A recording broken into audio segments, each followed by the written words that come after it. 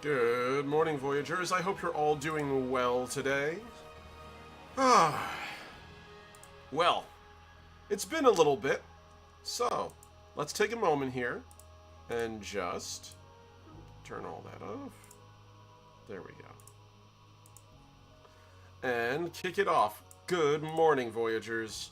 I'm the last Omnitect, your favorite but American, and welcome to another episode of Omni Draws Gentry Delon Ain't No Fascist. Today, we're drawing Terminids, baby! So, before we get started, I just wanted to say thank you all very much for everyone who's currently been donating to my Give Butter event. At the moment, there is a... At the moment, I'm currently doing a fundraiser for an organization I work with, known as the Vermont Workers Center. They're incredible, and genuinely, seeing everybody out here donating money towards a good cause, namely getting universal health care for everyone in the country and in the state, and seeing folks stand up for that means a ton. You can see the actual page right here. Summer of Solidarity fundraisers for Vermont Workers Center. This is going to be going on for quite a bit. We've got 26% of our goal to get us to our $10,000 operating budget, which sounds like a lot, but for an organization of literally hundreds across an entire state, it's not much. So, if you all are so kind, please feel free, jump in, donate where you can. Link is inside of the chat right now if you're currently watching. And thank you guys so much for all your donations to this cause. It's incredible. Speaking of donations to the cause, thank you to my incredible patrons, Ampersand, Atlas, and Heinrich at Tier 1, and Necronomulus and Souls Rolls at Tier 2. You guys are incredible, and you make my ability to make webcomics actually, function. You actually help hold us up. So thank you so much for letting me do my work, and keep bringing you guys all the things I want to make: webcomics, tabletop role-playing games, and video gaming content. You're incredible, and it means the world to me. If you want to join, please feel free at patreon.com/TheLastOmnitect. Yes, this is a live chat. I've just, got that memorized. So there you go. Patreon.com/TheLastOmnitect. Give a sub. At the very least, follow me there, because you'll be able to get direct access to my webcomics there first, before nearly anybody else. And so, without further ado, let's pop into it. So for those of you guys who are familiar with my webcomic, Gentry Delon Ain't No Fascist, I am telling a tale of resistance and treachery against a fascist government, and so I need freedom fighters. We need a resistance. How do we make a resistance? Easy. We literally make it out of the different factions that are involved. So in the past, and I'm just gonna move this over here, I've actually done a little bit of faction mapping of who's where and what. And so in the center of all this, we have our titular character, Gentry Delon, the cyborg operative, who's basically a Helldiver, a Helldiver deep cover operative. That's the word for it. And we have around it how everyone connects. So the automatons, who directly work with Gentry through one particular subgroup of them. The Ministry of Truth, that's currently working with Gentry and also investigating him. Seif High Command, that uses and propagandizes him. We have the Cult Meridian, which we have not gotten into, because at the current point in the lore of the webcomic, we still don't have the Illuminate yet. Human Defectors, Truth Enforcers, the Ministry of Expansion, but today we're focusing on TRA militants. So, who's the TRA? What are the TRA? Why are the TRA? Well, the TRA are basically, and I'm going to zoom in here so you guys can hopefully see it a little better. I don't know what your resolution on your screen is like, so bump that up to 1080 if you can't read it. But basically, the TRA are a bunch of former scientists who used to work for Super Earth's Ministry of Science. They studied Terminids, worked with them, and eventually developed what they called the Emissary Strain, which is a group of Terminids that are meant to communicate with humans efficiently. They're not perfect, but it allows them to communicate with Terminids using pheromones and light and sound triggers, and allows them to communicate back. The idea was that by creating the Emissary Strain, it might allow them to have more easily manipulated Terminids. It'd be a lot easier to farm cattle that aren't trying to constantly gore you than it would be to farm cattle that are constantly trying to kill you. And so that was the idea, to make a more suppressed brood, an easier to communicate, more docile, that's the word, docile breed of Terminids. However, they succeeded and realized that the Terminids were actually developing a significant degree of individual sentience. They are self-aware, and even though they don't communicate like we do, they still are sapient creatures. And so the idea was that the original partisans were like, hey, so these experiments are kind of revealing some things about Terminids we didn't know were real, and we're a little concerned about that. So maybe we could find a way to extract E710 from them without mass murdering them. And, well, Super Earth can't deal with that, and so obviously the Super Earth Armed Forces need that E710, and so the TRA partisans were labeled as traitors, to be put to death, and they made a break for it, and managed to flee before they were completely captured. Many of them were, but a lot of them are now operating underground across the width and breadth of Super Earth's grand galactic holdings, which is like the perfect place to have a rebellion, when you have like little worlds scattered all over that are abandoned. And so the TRA now lives amongst Terminids using their Rosetta devices and their emissary strains as envoys to sort of exist within them. It's not a perfect existence. It's kind of a little closer to like having tamed a wild animal and having reached a detente with it than it is with like having a brainwashed servant. I would say if you want to know how the TRA partisans interact with Terminids, think pretty much every raptor scene from Jurassic World. Yes, I know, I'm quoting Jurassic World here. I enjoyed that film, even if it wasn't the best. But that's about the best way to depict it. It's a lion and their handler. Like, there's a degree of trust and communication, but it's still a wild animal. And so that's kind of where the TRA are at. So I've drawn TRA partisans, I've drawn their gear. I haven't drawn very much of the emissary strain before. And hello, Yito! Good to see you on board. Welcome, pal. This is a live stream, so you guys hear me popping on saying hi to folks. Yeah, it's good to see you. Welcome on board. So we've already talked about the TRA now and their full deal, the Militant Terminid Conservation Coalition, also known as the Terminid Restoration Alliance, who will be appearing in Gentry Delon pretty soon, actually. Like, really soon. These guys are probably the first sub-faction we're going to be meeting that isn't Super Earth specific. So, we need to make ourselves some Terminids. So, right now we have the Partisans, and now we're going to just pop over here onto the Vanguard. So, I'm calling them Vanguard for now, but that's not really a good solution because there's already Vanguard in the setting. And those would be under my Vanguard forces who are all, well, they're automatons. That's literally the whole deal with the Vanguard program, is that they are all automatons. So right now, the term Vanguard is something I'm using loosely. I feel the better description for these guys would probably be like attack dogs almost. Sentinels, guardians maybe. So I'm going to start doodling and we're going to borrow a couple of ideas from a bunch of different like concept art. Because this is where we want to do that.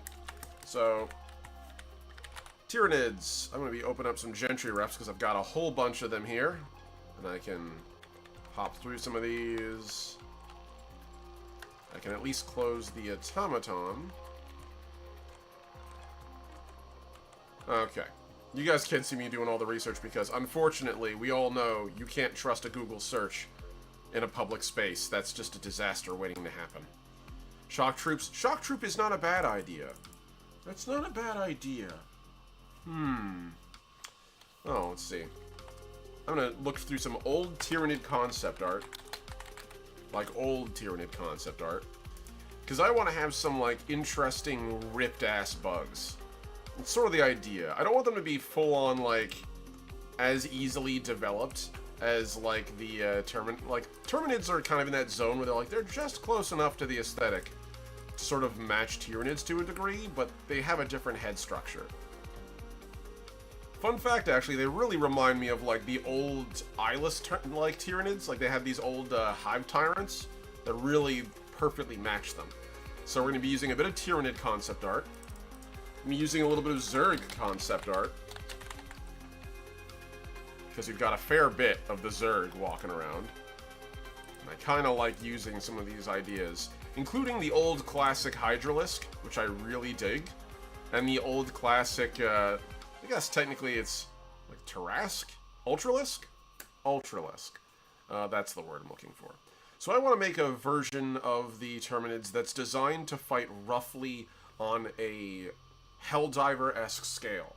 So normally that'd be the warriors, right? Terminid warriors. But Terminid warriors aren't quite the same. Alright. Don't mind me, I'm just getting some reference here on the side, and I'll show it to you guys once I have it. No, don't save. Once I actually have this properly opened up. Okay. So we're going to use a couple of these references here, so that I can do some pretty easy work. And there's like one more I want to have open, if it'll show it to me. Okay, cool. So, looking at what we got, let's take a peek. So, I'm using some of the old concept art as like inspiration to draw from. So we have here, these would be the Tyrannid, I guess like Guardian Defender lifeforms. Tyrant Guard is what they used to be called. They go through many different variations. I love the shell design on this one. Like, yes, these are like the classic Tyrant Guard, and I love that idea. So we have Lurkers, and then of course we have the actual Terminids, who we will be using for reference. Mostly texture and color reference here.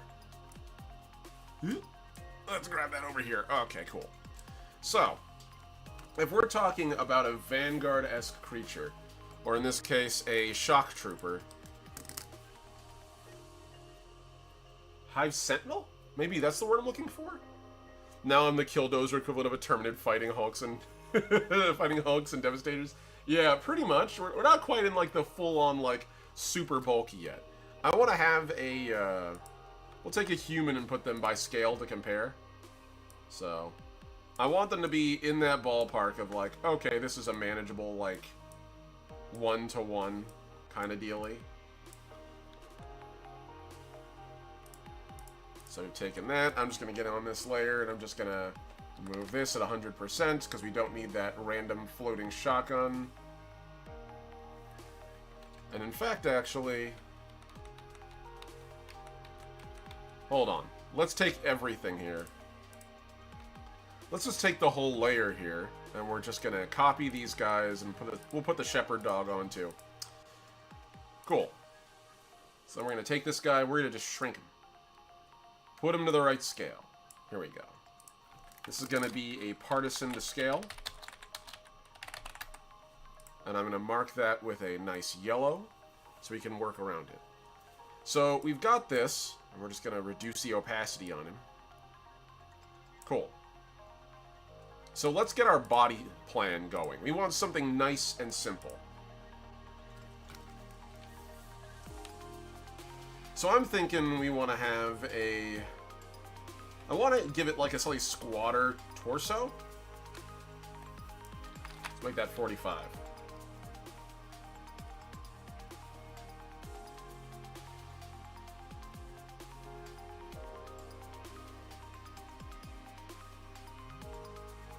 So you've got this sort of sharpened, pointy bit here. Same thing here. And they have these legs that sort of connect up into sockets. And I'm doing my best to stick with the rough, like, the rough mechanical structure of most Terminids. They have a very specific body plan that I don't want to deviate too far from.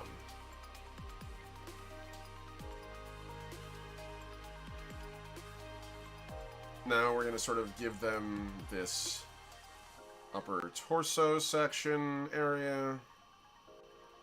And now this is where I'm going to start really messing around with some of the designs. So let's take these guys and scoot the whole partisan dudes over.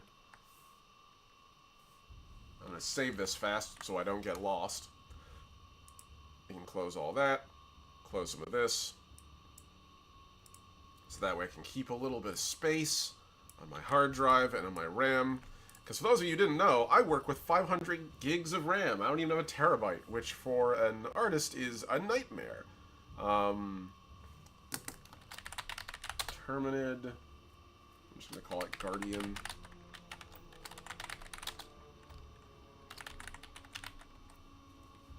For now, we're just going to go with that. Okay. So we're going to go with this general shape here. And now I'm going to start working on the actual structure. Because we already have, like, Hive Guardians and stuff. They're, like, the really thick ones. I'm going to move away from the, two-limb here. Which doesn't feel quite right. I do like the idea, maybe something, Centaur-esque, almost. Maybe that could work. Alright. So we're going to go with a relatively wasp-like abdomen, which will then come upward. Scooch this over. We have our legs, which go straight down, then up, then down again. I'm going to put that one a little further forward.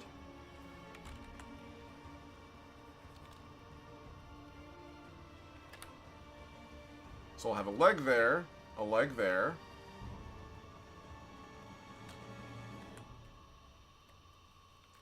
connecting down, connecting up, connecting down.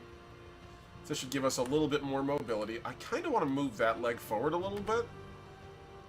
Yeah, that's better. Here we go. Okay. So now let's get the actual armor going. Most Terminids have a very specific, like, downward dog kind of turn, but I want these ones to be a little bit more vertical.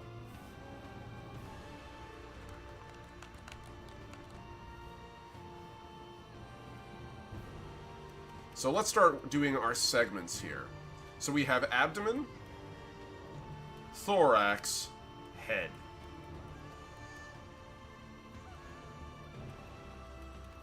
This is our general body plan for pretty much any insect. Technically, the Terminids are insects. They do have 6 limbs. Although really calling them a full-on insect is probably a misnomer, because that's an Animal Kingdom thing. And they're not from our Animal Kingdom, so, you know, apples to oranges, I suppose. Okay. So, let's give them, again, that sort of extra limb. But I want to give these guys extra armor as well. Like, really sort of Hulk them out.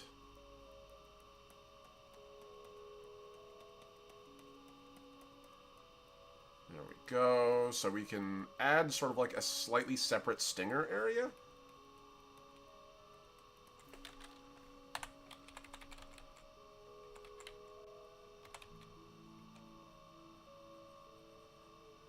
Still part of the abdomen, but it's sort of on like a flex point, kind of. So you've got this pretty thick body here. And so far, what I have for like the existing TRF and that kind of thing, they tend to have like green spots for the emissary brood and pale skin, along with a pale orange. So very classic kind of classic Terminid colors.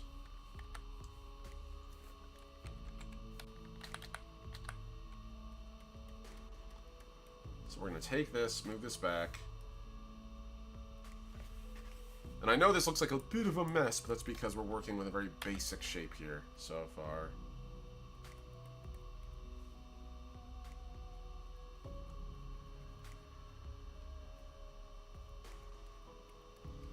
Okay, so we've got this. Okay, so almost mantis-esque in its shape. Let's go with some different ideas here. As far as the carapace goes, I want the carapace to be almost completely, like, encasing them. They're basically bred to fight against Helldivers, so they're going to be a little more bulletproof than the average Terminid warrior is.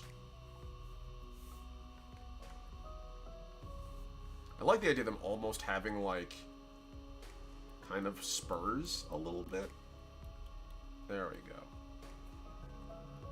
Almost like a leaf hopper a little bit. Yeah, I kind of like that. So we get a look, like, hey, Koopa, good to see you. So we got a little bit of like a leaf hoppery kind of vibe going on here. All right, let's start filling in with some shading. And let's take a look at our Terminid heads here. So they are very jagged almost.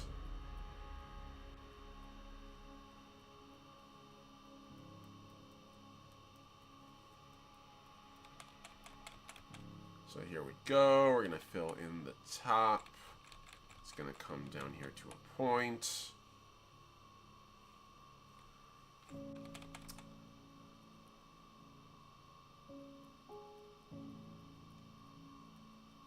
There we go. Okay, cool. So we've got our relative shape more or less starting to block out here.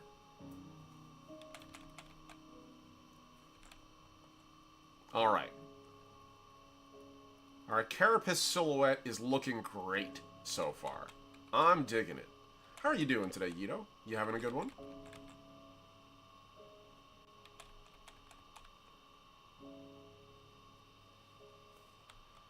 Okay, so we've got that shape more or less down. I do want to lift, like, the carapace up a little more. Kind of. Yeah, there we go. So you can keep a little more of that jagged aesthetic. And then it sort of tamps out a little bit around here.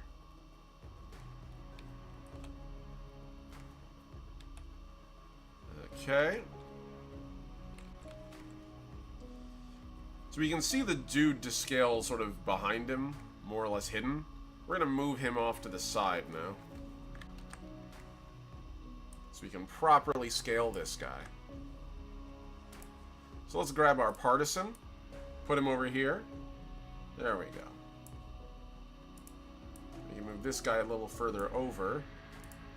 I'm going to put the little shepherd dog and levitate him up a little more. Okay, cool. So our silhouette's looking good. I'm gonna save while I got it. The things you do when you don't have much storage space.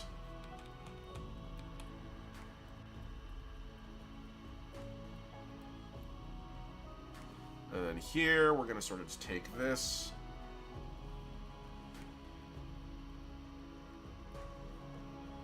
And do the same thing.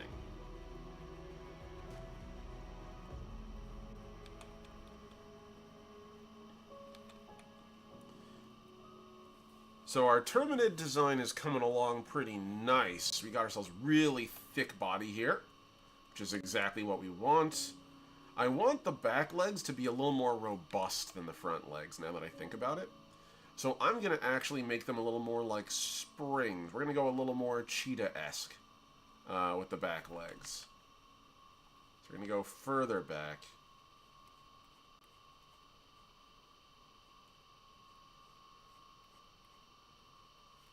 It should be okay.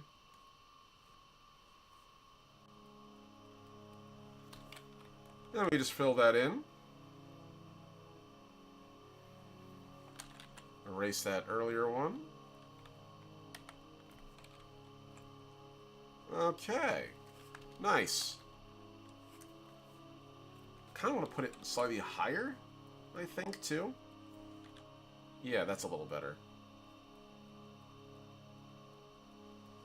So if we put this leg sort of facing up here almost, bring that higher, that'll give this guy a natural lunge, so he can reach out and snip ya. Okay, and we can sort of take that, leave that up. Cool.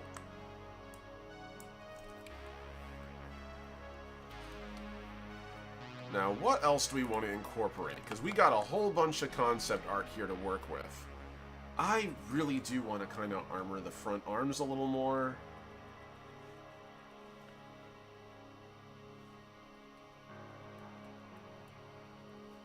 And then we can sort of take this.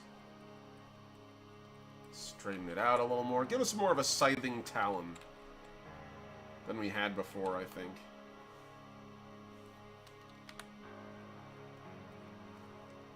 Cool. So that way, when this guy clamps onto somebody, it's really more to hold them in place than it is to kill them. It's like a vice grip, almost. So let's get back there and clean some of this up. Just a little bit.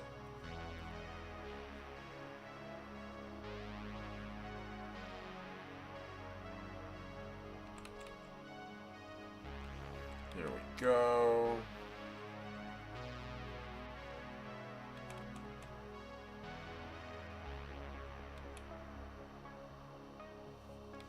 And we take that.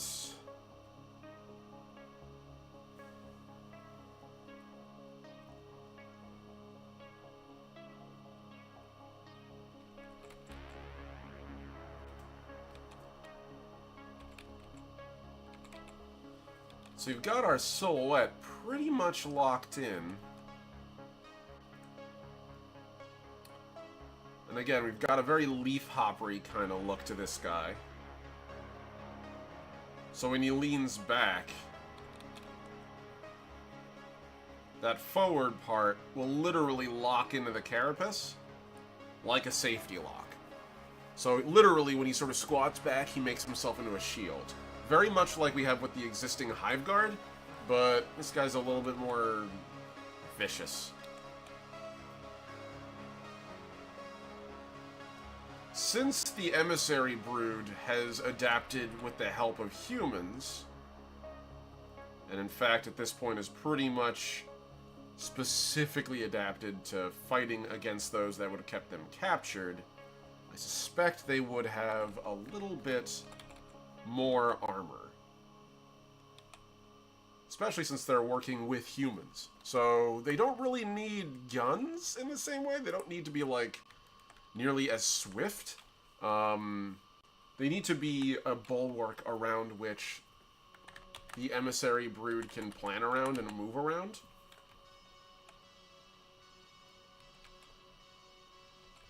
Because while the Emissary Brood is doing their thing, then partisans sneak around and shoot the shit out of whatever they're fighting. And I kind of like that idea. It lends a beautiful kind of symmetry to the faction, where like the humans and the Terminids have adapted to working together.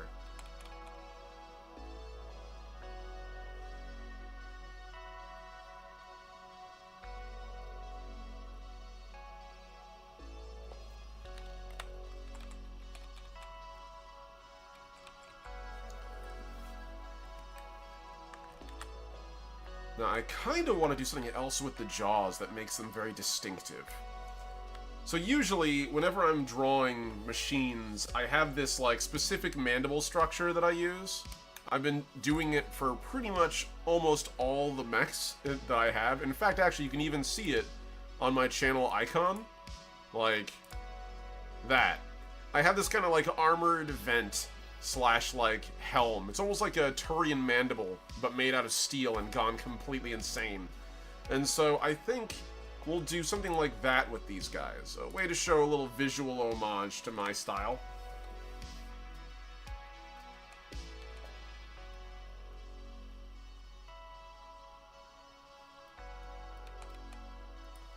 Yeah, I like that. That'll give them a very distinctive silhouette. It'll be one of those like, hey, are they fighting against the Emissary Brood? Oh yeah, we recognize that.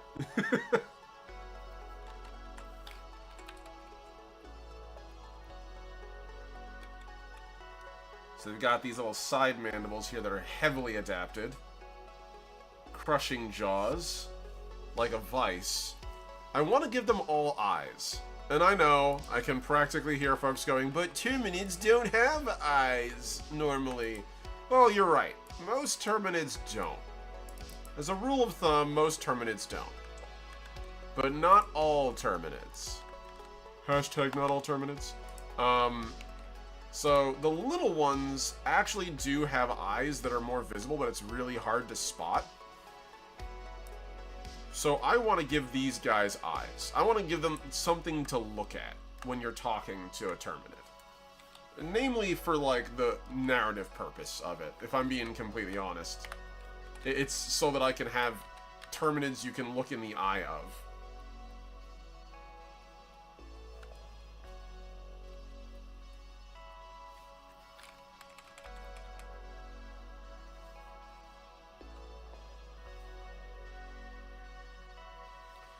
Okay, we're starting to separate out this carapace now.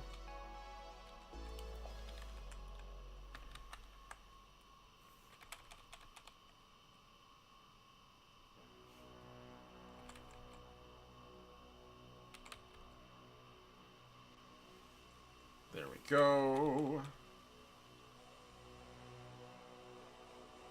So let's get some eyes on this bad boy.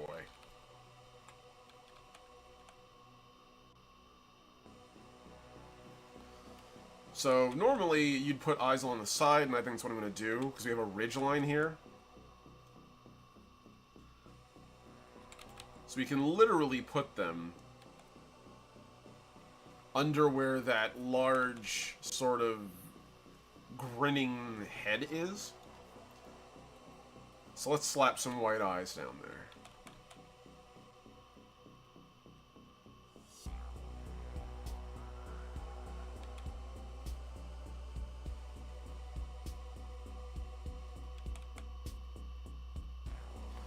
There we go.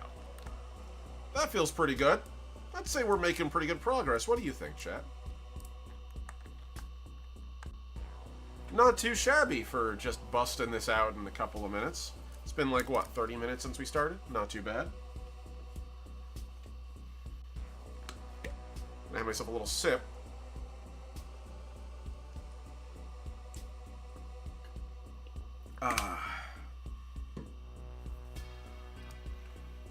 Alright. So, let's work on this. We have our general silhouette, general shape. I want to take a look here and see if there's something I can find. Terminid, Pearl Divers, 2. And I'm just going to see what sub-variety they've got here. Because we've got the Terminid fandom, morphology. Okay, cool. So I have... Oh, this is so useful. This is so good. I'm going to make sure I add this in. So, okay. Pop this bad boy over. And I hope there's no bad ads. And if there are, oh well, I remove them. So, here we go. We have the Predator strain with the Hunter and the Stalker. We have the Spore Burst strain. Scavenger, Hunter, and the Burst Warrior. We have Alpha Commanders, Spore Chargers, Alpha Warriors, Impalers. Oh, are we making a Proto-Impaler? I think we're making a Proto-Impaler, is what we're doing. It has a lot of the similar structures of an Impaler, actually. Now that I look at it more closely, I kind of like that idea of just like, yeah, look at that. Very craggy. Very, very craggy. I'm gonna open this as a full-size image. There we go. So you got this very craggy boy next to this other very craggy boy. This is very clearly a burrowing creature, because they're Terminids. All Terminids burrow. Rule of thumb. So maybe that's what we'll do. This is like a Proto-Impaler. They're not as big or strong yet, but they're still rough. Okay. So we've got this big silhouette, we got the general shape. Let's add some coloration to it. Now this is where I actually got to start figuring out what we're going to be doing for the coloration. Art time! Hey there, Paul. Yes, it is in fact art time. How you doing, buddy? Also, how's the audio for the music sounding? It's not too oppressive, right? You guys can hear me over it? Loud and clear? I just wanted to double check, because I got someone in chat. Alright. So, let's get our silhouette going, our actual, like, lighting effects going. 25. Let's make that 45, eh?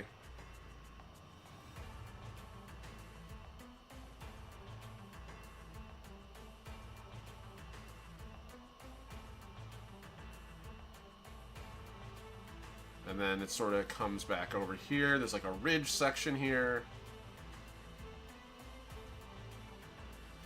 Cool.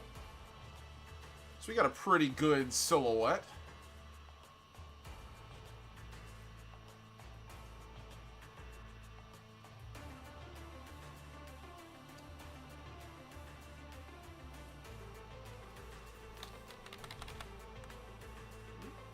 There we go.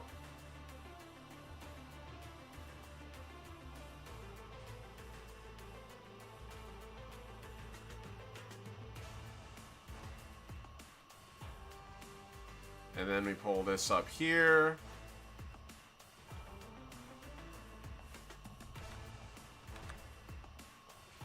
Nice.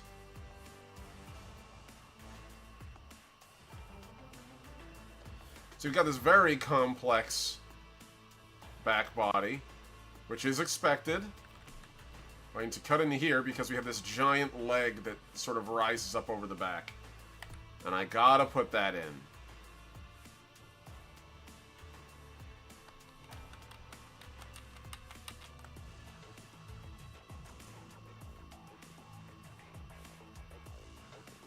Alright, cool.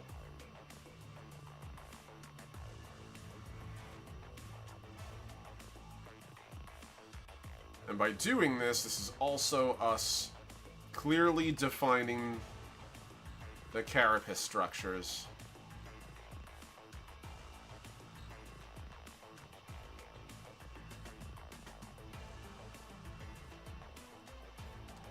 And you got this incredibly durable, incredibly strong leg back here.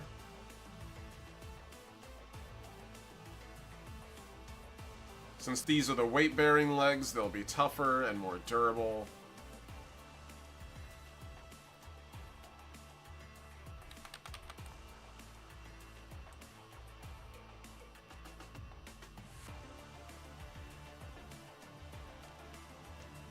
Awesome.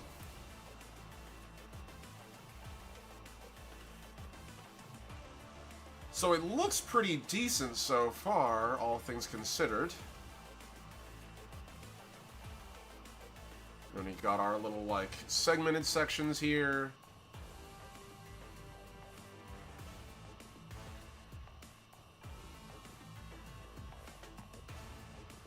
Alright. So we got our forelimb starting to get actually laid out.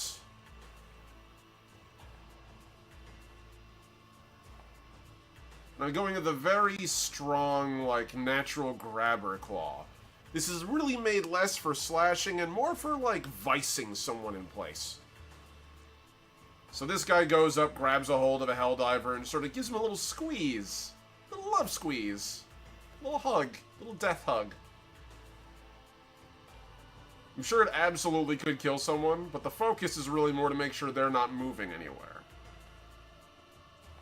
I like the idea that these guys can run up around an exo and just lock it down. Just, like, grab the legs and just prevent it from moving. Okay, so we've got that. I'm just going to get in here and sort of put the fleshy bits there, so we can see where they connect. Okay, now for the head, which is going to be both interesting and dangerous.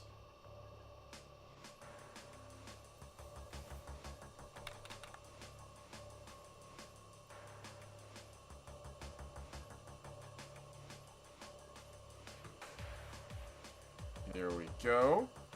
Okay.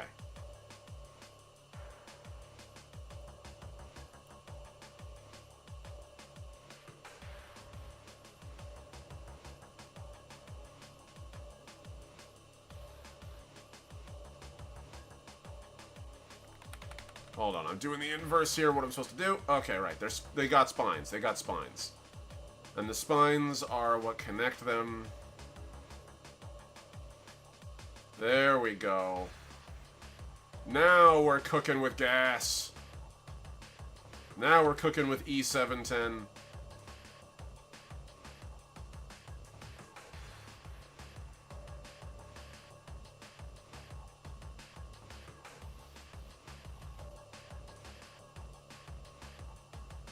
Nice. So again, we're going for a very leaf-hoppery kind of look here.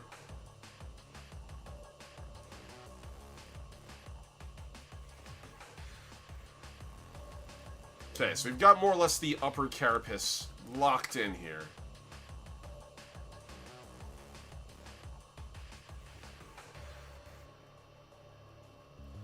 Alright.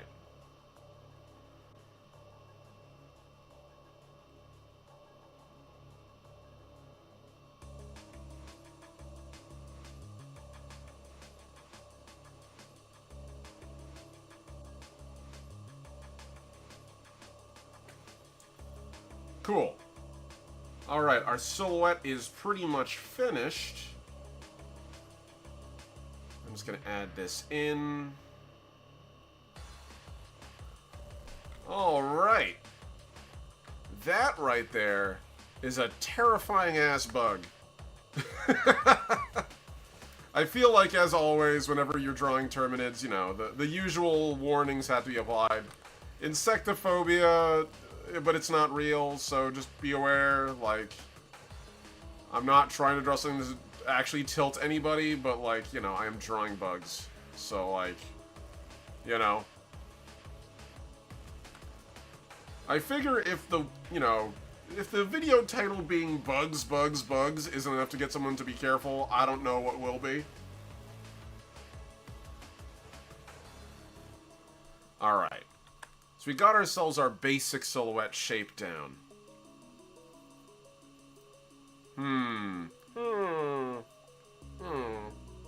Took Michelangelo 4 years to paint the Sistine Chapel ceiling. Omni would have done it in an hour.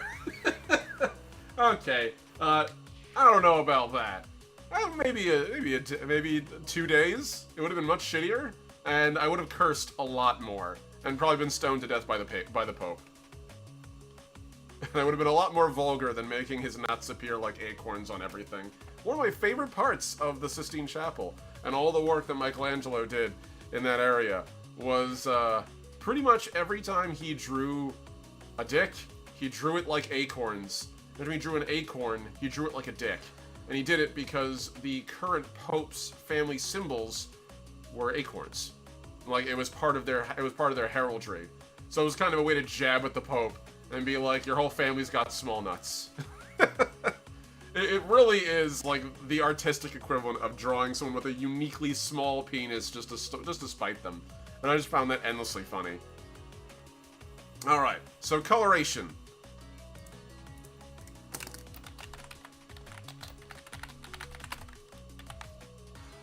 Alright, so let's work off of what we got. I kind of like the idea of a hard, craggy armor. But we're going to stick with like a dark brown. We're going to do a swatch. We're going to do a swatch, is what I'm getting at. Okay. So I'm going to start borrowing some colors from existing Terminid characters. So we have Carapace.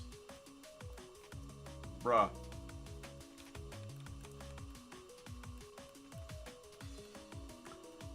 Alright. Next we're going to go a little lighter.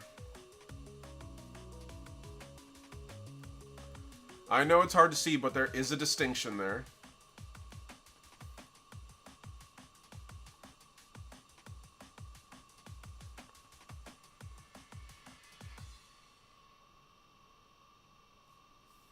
Got it.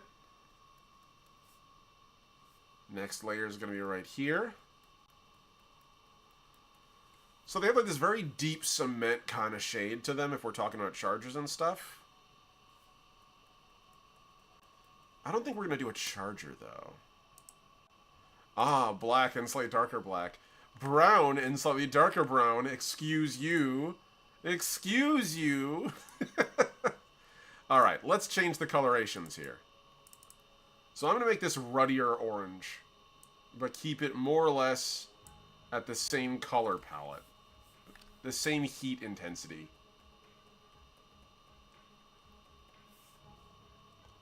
We're going to go back to here. We're going to do the same thing. Make that browner. And then the darkest one we will leave the same, because it's fine. It's doing its job. Okay. we go to here. And then finally we have the white, which I'm going to leave intact, but then we're going to bring it more towards the orange. We're going to make it something more vivid orange. Kind of want to make it a little duller. There we go. So it'll blend a little better. And then we can finally go to that pure, near, like, charcoal white. Okay. So that feels pretty good. I'm going to save this. Because I would be very angry if I lost my work. The things you do when you only have 5 megabytes of, or, you know, a couple gigabytes of RAM. Not much. Okay, cool. So that's swatches. So this is carapace. I'm just going to make this as the swatch layer. Swatches. I was waiting for some actual, like, some more practiced artist to show up and be like, excuse me, it's called swatches. Squatches? They're squatches or something. I feel like that's the thing that I deal with all the time as an artist, is like other artists who will enter into a space and be like, you're not doing it exactly like I was shown. And I'm like, yeah, because I didn't go and take art college for like 8 years. I did take some art classes in college. I did painting 1, painting 2, drawing 1, drawing 2, sculpture 1, sculpture 2, and like 8 other visual design classes over time. And then I spent like 2.5 years apprenticing in field as a portrait artist, working with charcoal, ink, calligraphy, and a number of other skills. So I'm entirely field tested. And all my art skills before that were pretty much all homebrewed. I didn't ever take art classes before I went to college. And when I was in college, I only took them after my engineering degree burned. So I don't have nearly the same grasp of technique that other people do. Oh, don't worry, Paul. I actually might have something coming. Some incredible people are amazing. So I appreciate that so much. And I will never say no to more. But no worries. But one of the things that I've come to realize is how many other folks have these much more, like, solid concepts of how to do the thing. And I don't have that concept of how to do thing. It's not a thing I've learned to do. And so, we're going to select the inverse here. Yeah, invert pixel selection. We're going to take this, lower this down here, and I'm going to feel my computer scream. And we're going to call this glow. Actually, we'll call this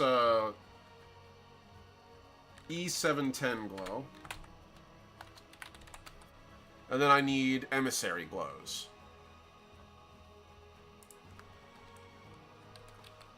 Wunderbar. There we go. Emissary colors. Awesome.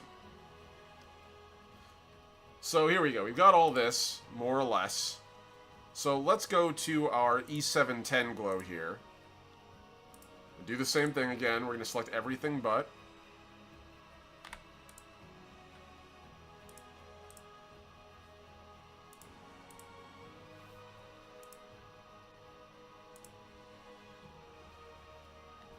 I don't know why it's selecting both of them. It should only be selecting here. Oh, I see why. It's because it left like an infinitesimally small thing there. Yeah, it left a single line. Ugh, I'll never understand. Okay. Alright, so we invert our pixel selection. Let's get our glow on. So, all terminids have this substance in them called E710. Element E7, or element 710, also known as space oil, for those who didn't catch the very poorly arranged, like, coloration there. Hold on, let me just, boop. We're going to select the inverse here. Invert selection. There we go. Hello? Okay, there we go. Yep, that's right. Oh, I see what happened. I selected the wrong thing. I was wondering why. I was like, what the hell?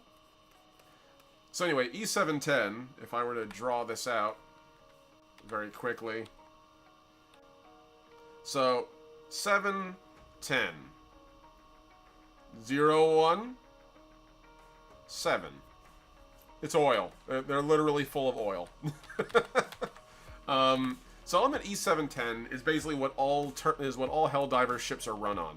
Pretty much all of Super Earth's technology is made from fresh squeezed bug juice, more or less, and that's not cool. So our boys here are fighting the good fight for a very practical reason. If someone told me that they could power their starships forever by just using a little bit of fresh squeezed human juice in the non-consensual, you don't live through it kind of way, I'd be less excited about that prospect of discovering nearly limitless energy. Doesn't sound like a thing I want, personally. Not for me. So, yeah. As a result, I don't think the Terminids are too psyched about that discovery either. But we can have limitless space travel, and I can live. Let's live. Living is good. And then we have this bright yellow here. And we're actually going to go back here. We're going to make this even bolder colored. And we're going to go here. And we're going to make that bold colored. And then at the very end, we're going to have the brightest white. Because I'm drawing a comic, baby! Which means my colors can be even more outrageous than your average person's.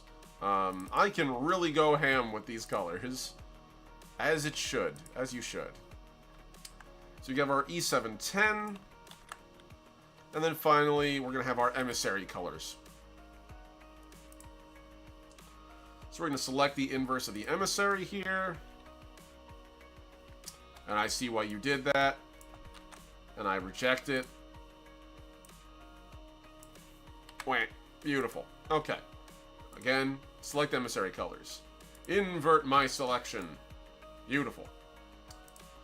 So we've drawn emissaries before in a very small scale. I'm going to save this fast so I can show you what I mean as I pop back over to our little Terminid view. I'm not going to show you all the art I'm working on right now because I want to save some of it for the actual webcomic. But little emissary boy. Little small talky boy. So, we're going to go with the green patterns I have on here. This is a very rough kind of like drawing. It was not meant to be that great. Good. Like a very rich green. Okay, so we're on the emissary colors. So let's start off here with this. It's a very dark green. We're going to slightly ramp that up a little more.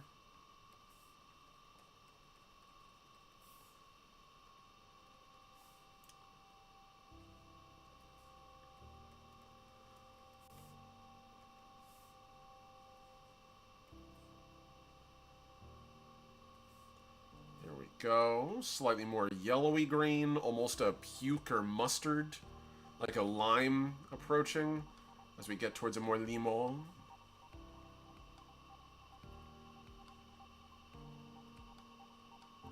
And finally, the brightest white possible for emissary colors. Okay, so if we take a look at our swatches here, we've got everything we need to work on, which is pretty good. And these are ironically all Terminid colors as a baseline.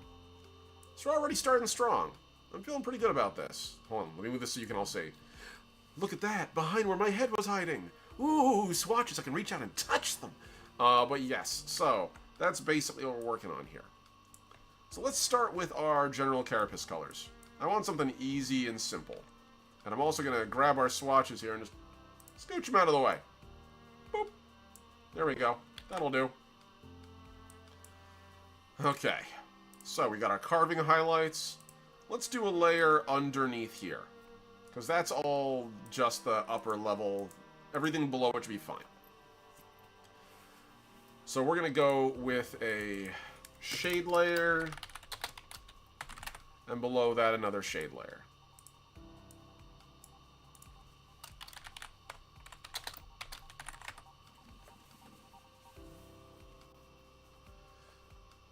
And I think I know what I want to call these. Myrmidons. So, the Myrmidon, and I want to make sure I'm spelling this right.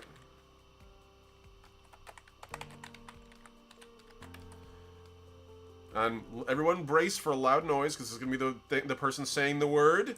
Myrmidon. Oh my god, that was annoyingly loud. Myrmidon. Myrmidon. Myrmidon. That sounds like that was pronounced by someone who doesn't know what a Y sounds like, but sure, Myrmidon. So, Myrmidons. So, Myrmidons are the ancient and, like... They're the ancient people that were raised from ants. Apparently an ancient Thalassian tribe.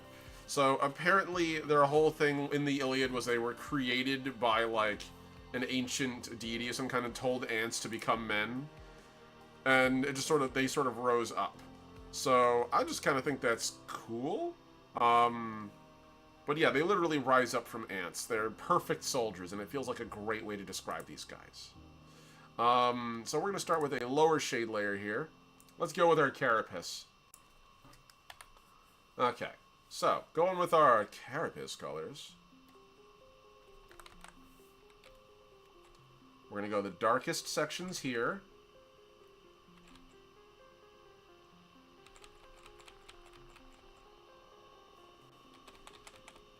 So anywhere where light does not touch is where these guys are going.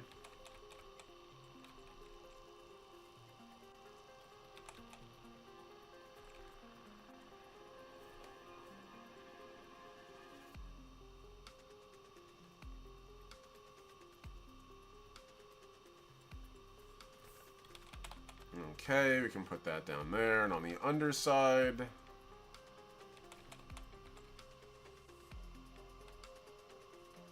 And by doing this, this will give us a nice sort of, like, deep structural texture to work off of here.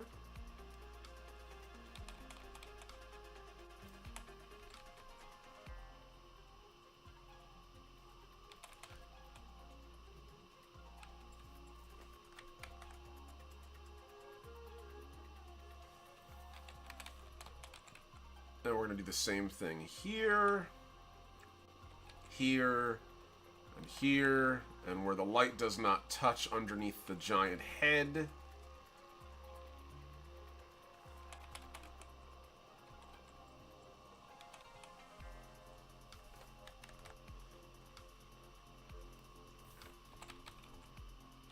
Underneath the horn here, and a couple of other places as well.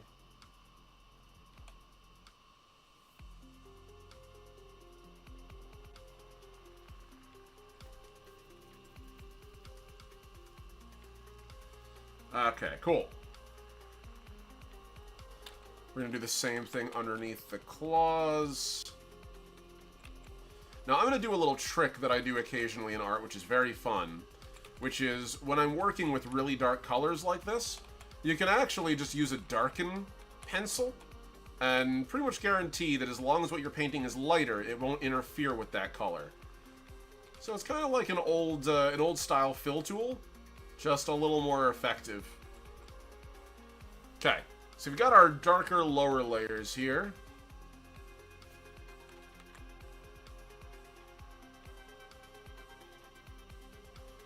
Now we're going to go to our next shade, slightly brighter brown. And I know, I can probably hear you guys going, it's barely visible. That's the whole point. It adds depth. It adds depth. It gives us an intermediate color between the simplest, like, darkest shade and the big guy. Here we go. Okay.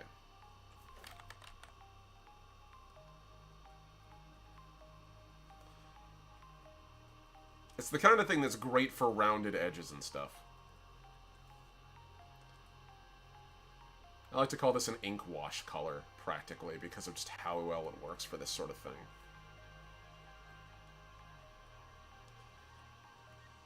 Okay, cool.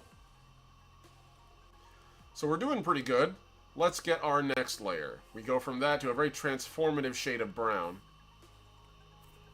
Alright, let's do it. So we're going to do this with a lighter color. Better yet, yeah, darker color.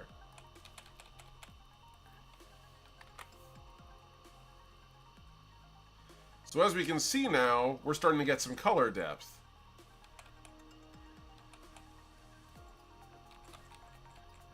It might not seem like much, but it does do a great deal of good.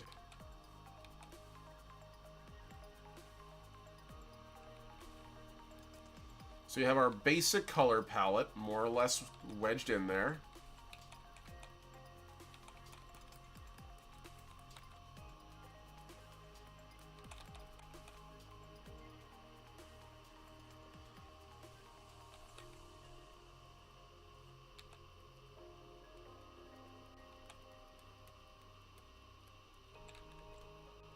Alright, and now we're going to start actually going significantly higher in terms of coloration.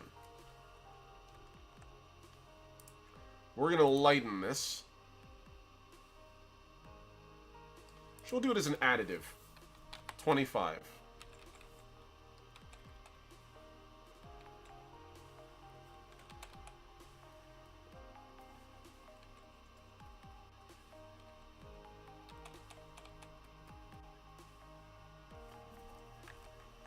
It's a little too much. We're going to reduce that and go to just, we'll just go this to normal. That'll do. Here we go. That's a little better. That maintains the shade I was aiming for, which is important.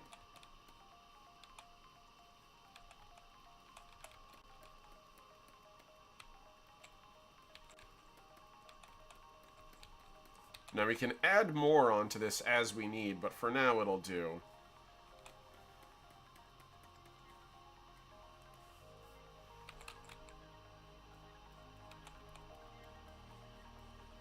And we do the same thing here. And eventually my goal is that this white upper layer here, the carving highlights, will be able to reduce. And you can start to see the actual shading we're going for is appearing. Aha! Yes! Success! We're going to follow the general shapes I've laid out as best as I can.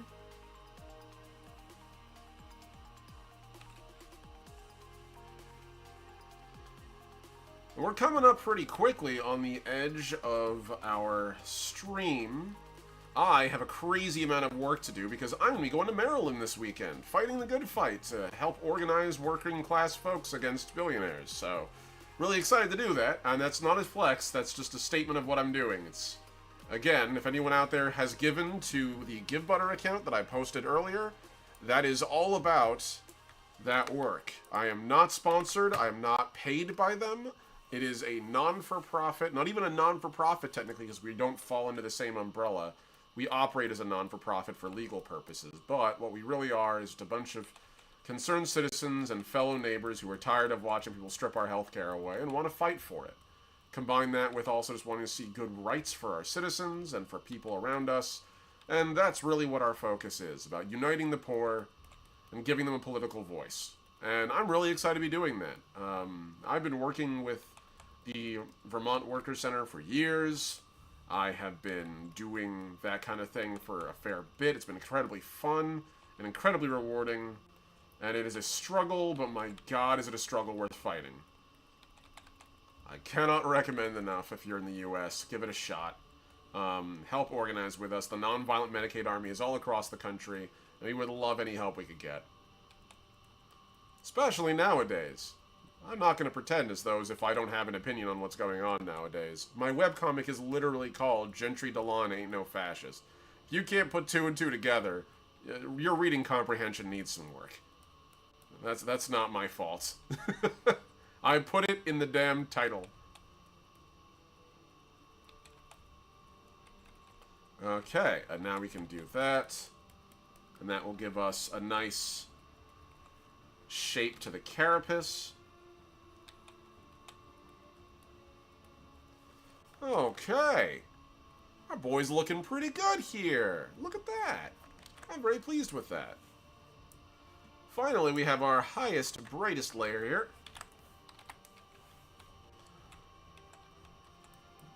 We're going to put this at 25.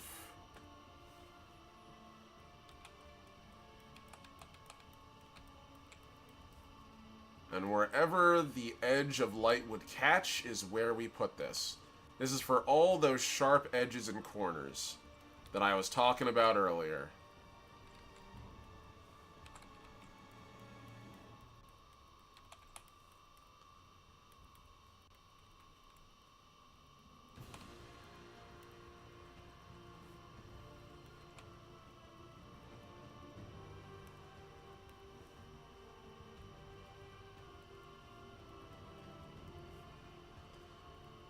Here we go.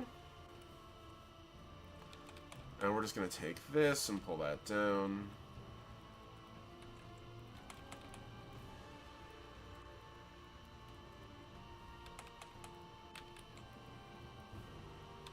And then finally, the sharpest edge of the sharpest part of the carapace gets the brightest highlighting. It's just an easy way to denote a dangerous edge.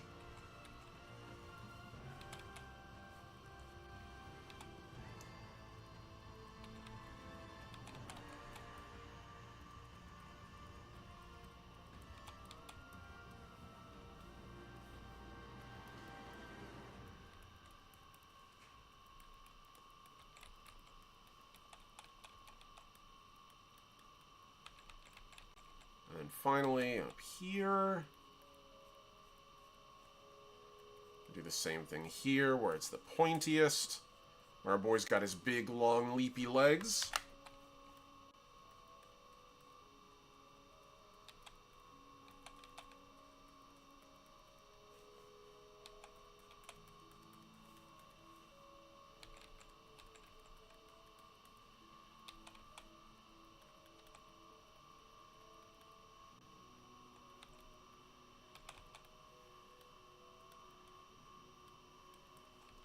And then right along the corners here, where the carapace is sharpest. There we go.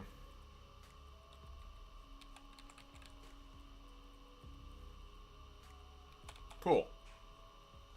Alright, so we've got the general shape of the carapace more or less mapped out here. It's really hard, really rugged, craggy boy that if you picked up and you gave me a squeeze, it would hurt. That's the idea. If anyone were to 3D print this guy, I want him to be painful to hold. That is someone else's problem, not me. I'm not 3D printing these guys. I don't have the ability. Nor the time, nor the energy, nor anything else. So, let's do a highlight layer here. Let's get some of the gooey, weirdy colors going. So I'm going to put the darkest shades of brown there. This is where the Terminid glow is going to be. The E710 in their gooey bodies.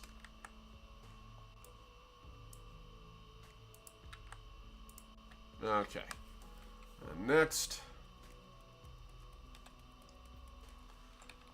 So we're going to start putting some of the little detail in there. And wherever I can.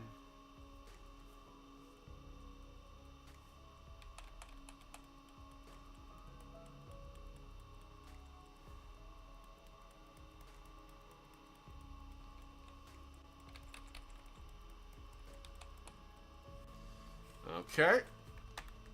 So we got a bit of an orange glow going here, but we're not done yet.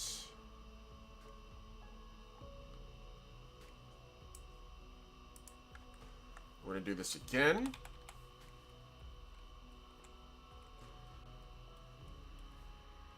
And then wherever I have it sort of segmented, I'm going to add some lines around the edges to show the carapace does have some segmentation. The flesh does, in fact, have some segmentation.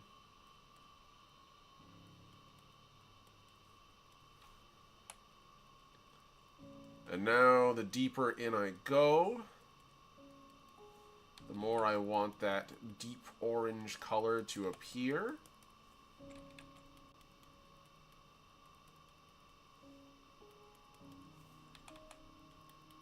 The closer to the main body we get, the brighter I want it to be. The exception is the tail. The tail is going to be very vivid the whole way through.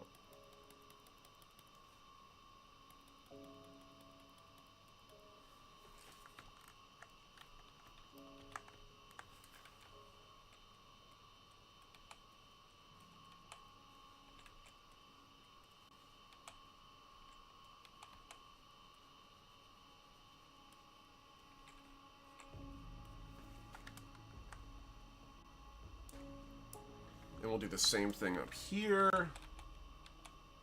Just a couple passes with the orangey red to sort of denote like fleshy kind of shapes to it. And wherever there's muscle, I kind of want to do that too.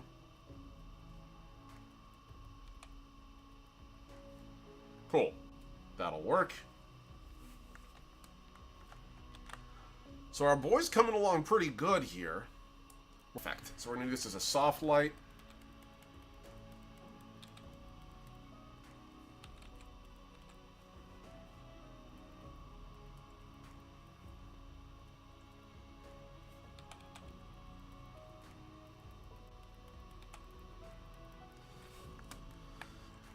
We're going to go over here. We're going to grab ourselves a little bit of goldenrod. We're going to do this one as a soft light, but it's normal again, because yellow doesn't show up very well.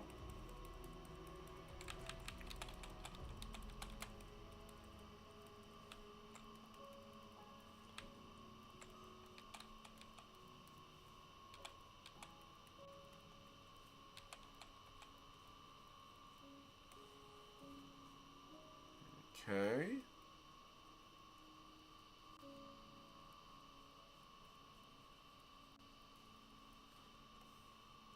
And this is, again, sort of getting into the whole grasshoppery back leg sort of deal. They're almost termite-shaped, the way I'm drawing them, and I'm kind of down with that.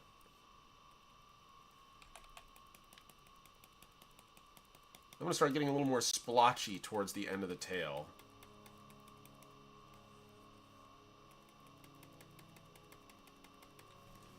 Okay. Looking good. Looking gross.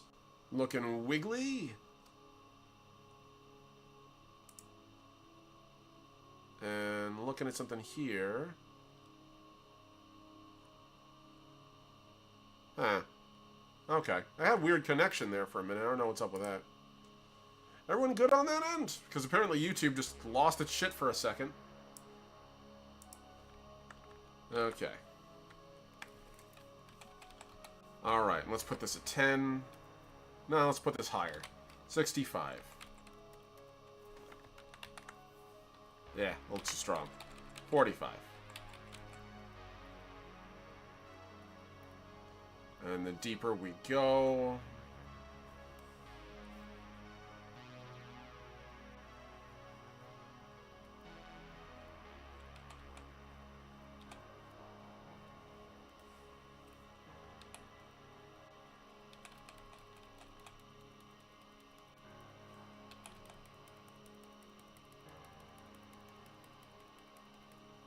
We're going to do little splotches here and there. 25.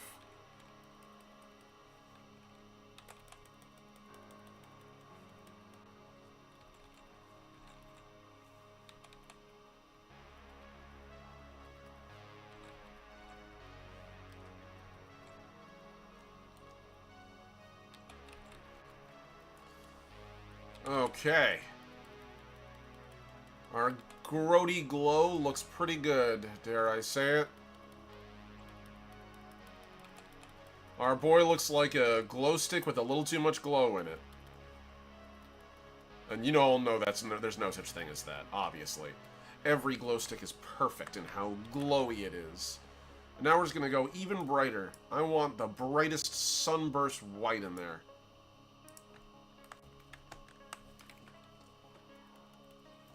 $75. Hard light. Let's go.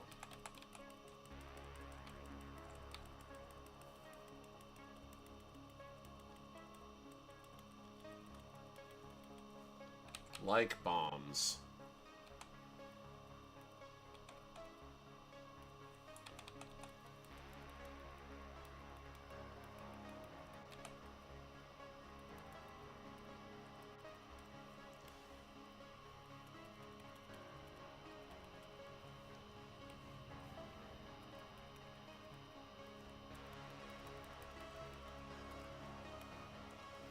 And with a little stippling.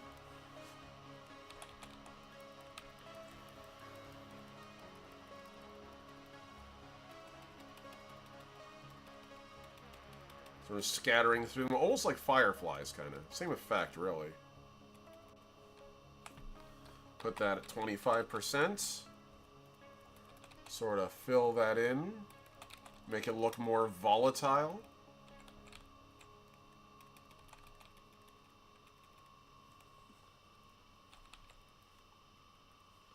Don't piss off these boys. They got diesel in their veins. Ooh, that last one was a little too far.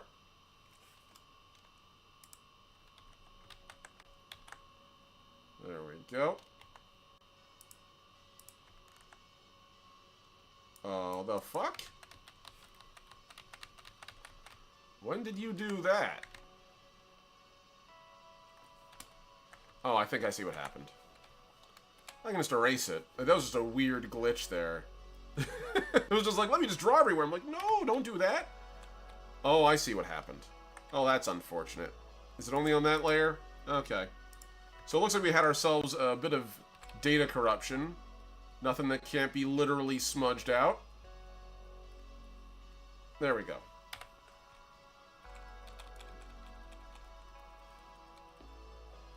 It'll be our little secret, that data corruption. Little data corruption. Never hurt anybody. Little secret. Be our little secret. Okay, and... so this very volatile glow. I love it. Cool. And then finally, this is going to be the Terminate Glow.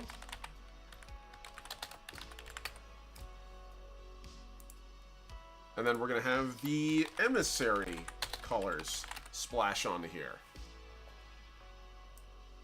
If you go to our swatches again, I'm going to grab this.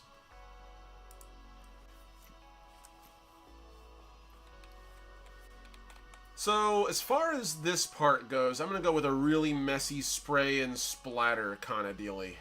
I want it to be almost like getting paintbrushed a little bit. Like someone came in with a spray can and just went crazy. Because they did, basically.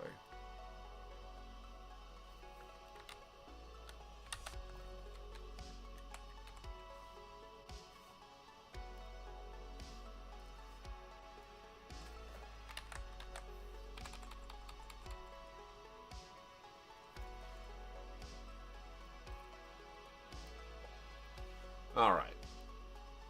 And I'm going to literally erase what I don't want to keep. There we go. Okay, that'll do. So let's go in here and kill some of the excess splash.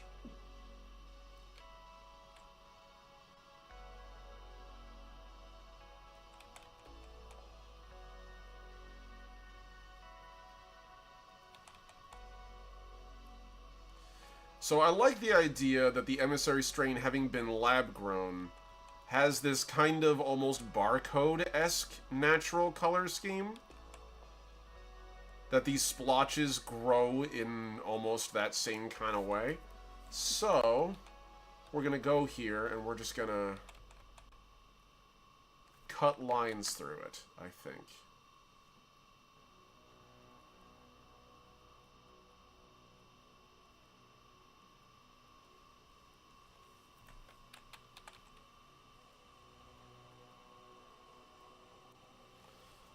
Not terrible, but I'm gonna... let's go further. Let's go further. Let's splash these guys up a little more. And then we'll go from there.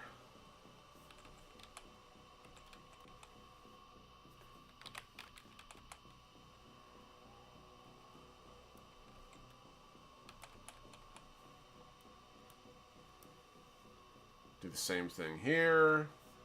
Grab the brighter one. Put that at 45.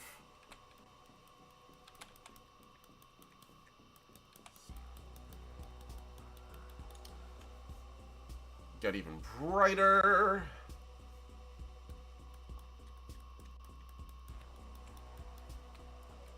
And then towards the tips. There we go. That'll do.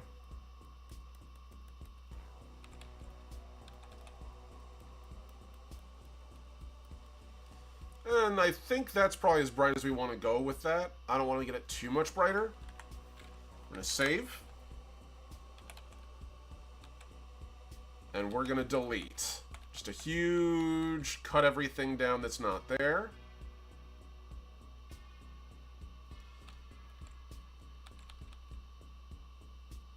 This is the equivalent for hobbyists and folks that like do miniature modeling.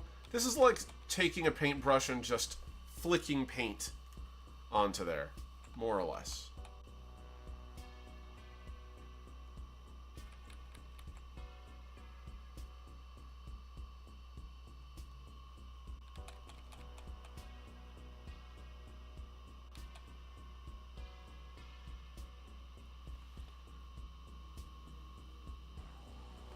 Alright, so we got this green sort of coloration, and now I'm going to try some interesting patterns in here.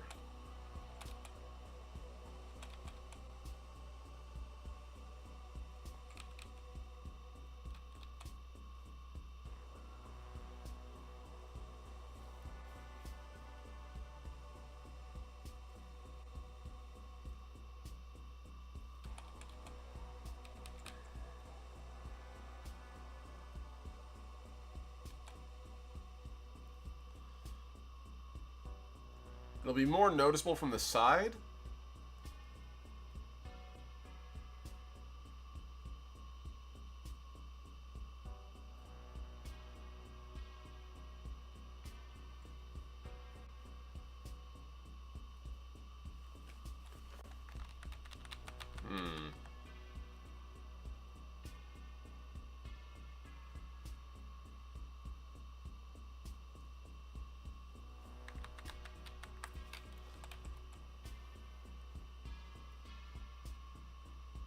Maybe I just leave them mossy like this. Maybe that's what I do. I think maybe I do. Maybe I just do that. I just go in, clean them up, and just leave them like that almost mossy kind of texture.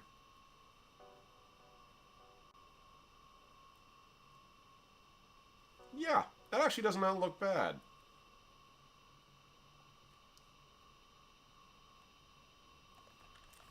Okay.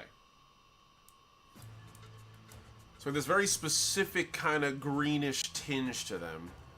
Let's go in and get the eyes fast. Because the eyes are going to be the most distinctive part of the emissary. Let's do this with the proper brush.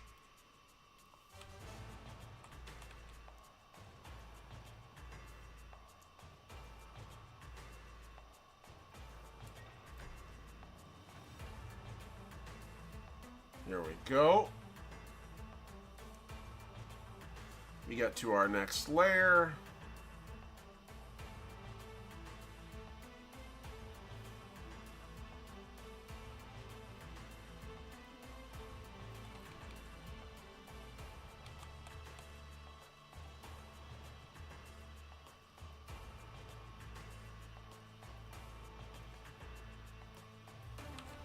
And now we're going to start getting into the hard light section, because I want these eyes to be very intense.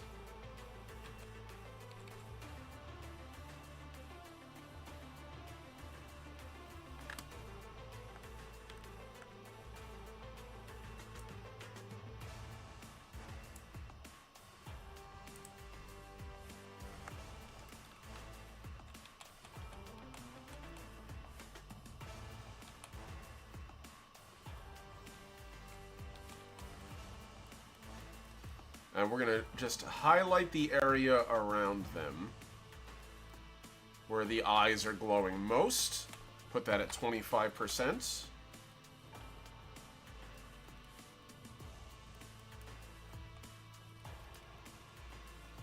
There we go. Very good, very good.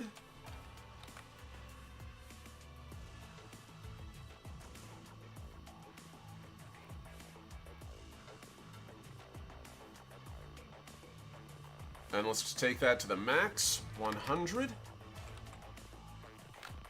Ooh, needs to be even brighter. Nearly pure white.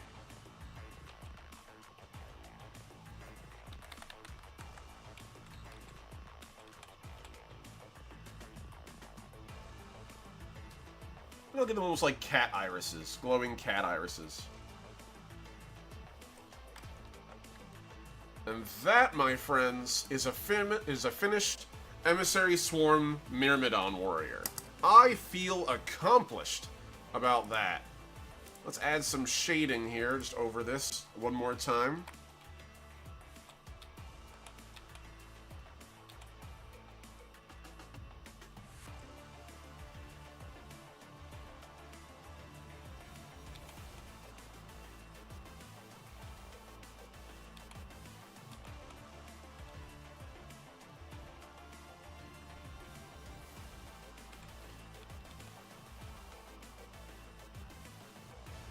There we go.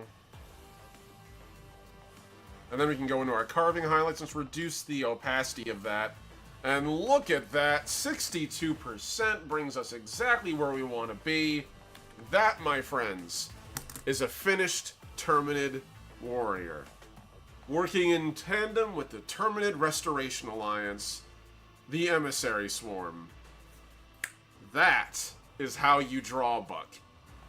And my friends, it is 2:14, and it is time for me to bail. So, again, huge thank you to everyone who tuned in. I love you. Please hit subscribe, hit like, share, comment, do all the usual YouTube things. It helps me grow this incredibly tiny channel. We're currently at 62 subscribers, and I really appreciate every subscription you can get. I really appreciate this. I want to do more and more on this channel, and to do that I need to grow. So, thank you guys so much for tuning in. I'm the Last Omnitect. Thank you to my incredible patrons again, Ampersand, Heinrich, Atlas, and Necronomulus and Souls Rolls at Tier 2. You all are incredible,